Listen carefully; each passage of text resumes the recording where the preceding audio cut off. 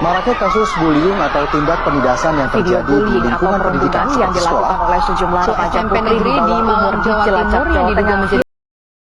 Saat ini kita menghadapi situasi darurat kekerasan seksual. Ini ada 42 kasus dugaan kekerasan seksual. Perguruan tinggi masih menjadi institusi pendidikan di mana kasus kekerasan seksual paling banyak terjadi. Pemuda yang menganiaya seorang mahasiswa Terkait aksi kekerasan atau bully sejumlah mahasiswa terhadap seorang mahasiswa.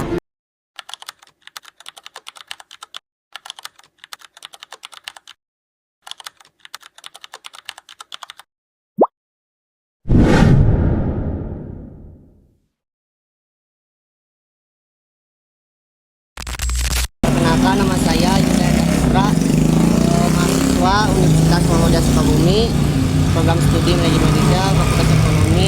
Dan sekarang alhamdulillah masih menjadi mahasiswa di semester 6. Perkenalkan, nama saya Muhammad Rizky Febriana dari Prodi PJKR. Oke. Perkenalkan, nama saya Eka Oktaviani dari program studi Pendidikan Matematika. Perkenalkan, nama saya Redia dari program studi Sastra Inggris. Oke, baik. Di sini kami dari kelompok 3, terutama dari manajemen retail, akan menanyakan suatu hal yang berkaitan dengan di sini saya mewakili teman-teman saya akan mengajukan pertanyaan kepada Akang. Apakah Akang pernah mengalami atau menjadi saksi perilaku perundungan dan kekerasan seksual? Kalau untuk mengalami belum pernah dan saksi juga belum pernah gitu. Terus apakah Akang mengetahui kemana harus melapor apabila terjadinya kekerasan seksual ataupun perundungan? Kalau misalkan ditanya harus melapor kemana, ya mungkin kita harus melapor ke pihak yang berwenang atau pada pihak kepolisian. Oke. Kalau untuk di kampus sendiri biasanya terhadap siapa? Kalau di kampus paling pertama sih ke pihak dosen ya, dosen di berbagai program studi masing-masing gitu. Kalau untuk perundungan pernah menjadi saksi, kebetulan waktu pas saya masih sekolah dasar, masih SD. Oke. Apa jenis diskriminasi yang Anda alami atau saksikan?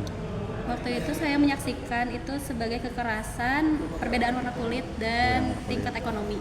Berarti saling mengejek ya? Iya, saling mengejek. Oke. Harapannya setelah Teteh melapor apa?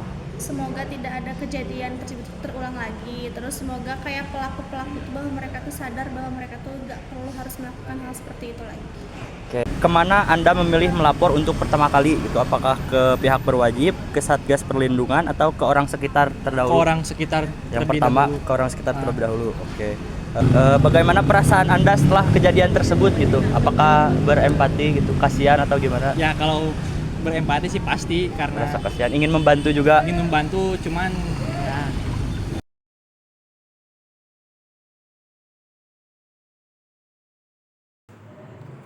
Perundungan.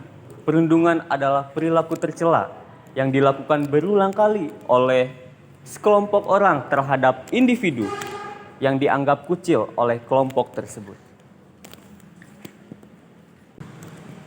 Banyak sekali macam-macam perundungan, seperti perundungan fisik, perundungan verbal, bahkan cyberbullying. Contoh daripada perundungan fisik yaitu mendorong, memukul, hingga menendang. Perundungan verbal. Perundungan verbal seperti menghina, mengejek, bahkan menyebarkan gosip. Dan yang terakhir ada cyberbullying. Perundungan jenis ini terjadi di dunia maya, seperti penyebaran video atau foto yang memalukan korban, mengirim pesan ancaman kepada korban, bahkan sampai menyebarkan hoax. Banyak sekali dampak dari perundungan. Bagi korban, dampak perundungan bisa sangat fatal, seperti gangguan tidur, depresi, hingga penurunan prestasi.